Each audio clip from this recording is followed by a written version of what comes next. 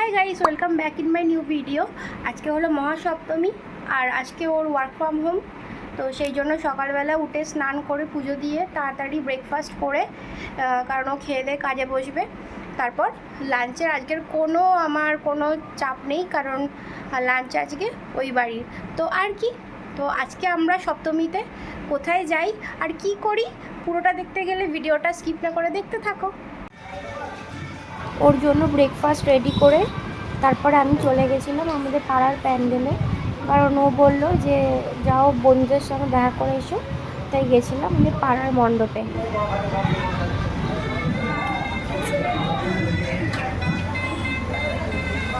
বলুন কিছু কিছু বক্তব্য থাকলে। এই এলাম, এই বন্ধুরা শুধু ভিডিও আর ছবি এই ব্লগ বানাবে এবার। এই হচ্ছে প্রি ব্রাইডাল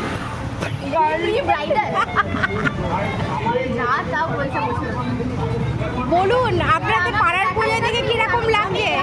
আমি থাকি ব্যান্ডেল দেবানন্দপুরে, সেখানে পুজো ভালো হয়েছে। এটা আমার বাড়ি, ক্লাব হচ্ছে আমার বাড়ি এখানটাতে।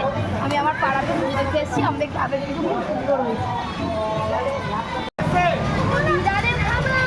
আজকের মেনু হলো শাক, কুমড়ো ফুলের বড়া,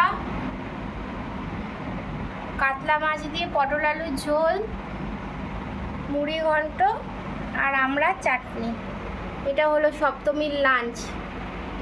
সপ্তমীতে আমি রেডি হয়ে গেছি, এরপর অর্পণা আসবে, ঠাকুর দেখতে যাব। তার আগে চলো আমাদের এখানে পূজা মণ্ডপে একটু ঘুরে আসি। আর এটা হলো আজকে আমার লুক। তো চলো ব্যাক ক্যামেরায় দেখাই। গাড়ি ফেলেছে নিজে, প্রতিবার তোর বন্ধু গাড়ি যায়।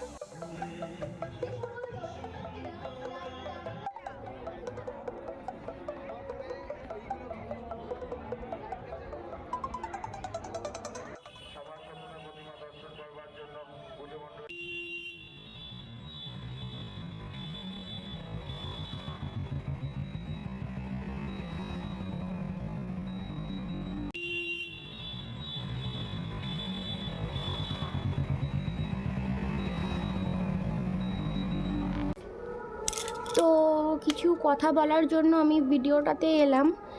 আজকে অষ্টমী, তো সেক্ষেত্রে কালকে আমরা সপ্তমীর দিন গেছিলাম জিরাটে ঠাকুর দেখার জন্য। তো স্বাভাবিক নো এন্ট্রি হয়ে গেছিলো। নো এন্ট্রি হয়ে যাওয়ার পরে তো গাড়ি নিয়ে আমরা ঢুকতে পারছিলাম না। তো আমরা সামনে সামনে কয়েকটা দেখে ভাবলাম যে বাড়ি চলে আসব।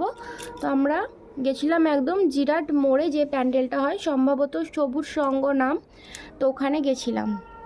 এবং ওখানে গিয়ে একটা খুব বাজে ঘটনার সম্মুখীন হয়েছি, সেজন্য আমি ভিডিওটা করতে বাধ্য হচ্ছি। কারণ সত্যি কথা বলতে মনে হয় না যে আমাদের কথা শোনার মতো কেউ আছে, তাই আমি কোথাও কিছু না বলে আর এই প্ল্যাটফর্মটাকেই বেছে নেওয়ার চেষ্টা করেছি। তো আমি যে কথাটা বলছিলাম, কালকে আমরা ওই 11:30 নাগাদ ভাবলাম যে রাস্তার ধারে লাস্ট ঠাকুরটা দেখে বাড়ি আসবো। তো যথারীতি ফুটপাতের পাশে পরপর অনেক কটা গাড়ি সাইড করে রাখা ছিল। তো আমরা ভাবলাম যে ভিআইপি লাইনে জাস্ট টাকা দিয়ে তাড়াতাড়ি দেখে চলে আসবো, সেই জন্য ফুটপাতের একদম পাশে আমরা গাড়িটা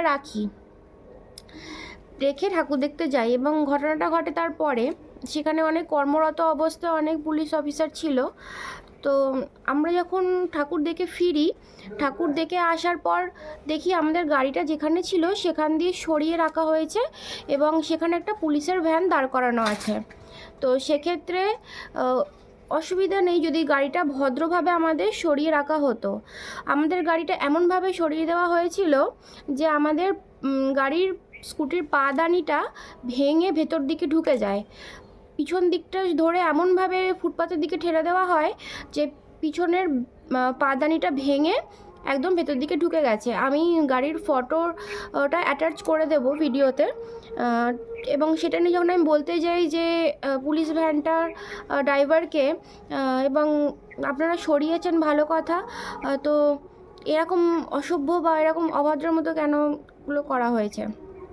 তো সেক্ষেত্রে তখন আমাদের কোনো ভদ্রতাভাবে মানে কথা বলা তো দূরস্থ, তারা উল্টে আমাদের বলেন যে আপনারা নন পার্কিং জোনে গাড়ি রেখেছেন, গাড়ি নিয়ে এক্ষুনি চলে যান, না হলে গাড়ি আনক্লেম করে এক্ষুনি কেস দিয়ে গাড়ি থানায় তুলে দেবো। যেখানে আমরা ঠাকুর দেখতে গেছি এবং আমরা নাগরিক হিসাবে আমাদেরকে সঠিক মানে নিরাপত্তা দেওয়া হিসাবেই তাদের কর্মরত করা হয়েছে, সেখানে পাবলিক প্রপার্টি তারা নষ্ট করছে এবং নষ্ট করতে গেলে বলতে গেলে ভদ্রভাবেও উল্টে আমাদেরকে নানাভাবে মানে অপদস্থ করা হচ্ছে, নানাভাবে হ্যারাসমেন্ট করা হচ্ছে।